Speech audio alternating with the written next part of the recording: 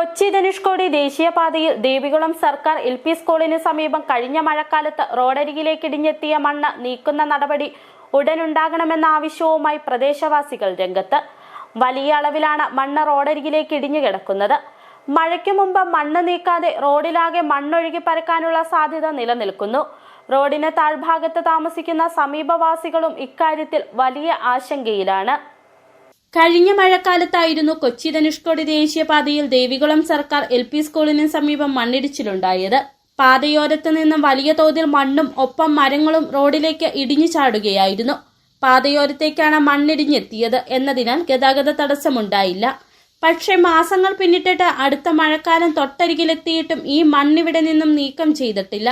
ഇതോടെയാണ് റോഡരികിലേക്ക് ഇടിഞ്ഞെത്തിയ മണ്ണ് നീക്കുന്ന നടപടി ഉടനുണ്ടാകണമെന്ന ആവശ്യവുമായി പ്രദേശവാസികൾ രംഗത്തെത്തിയിട്ടുള്ളത്. അത് ഇനി മഴ പെയ്തുകൊണ്ടേ ഇരുന്നാൽ അത് മൊത്തം റോഡിൽ വന്ന് പോക്ക് വറക്കാനായിട്ട് ഇച്ചിരി പേടൊക്കെ വരും.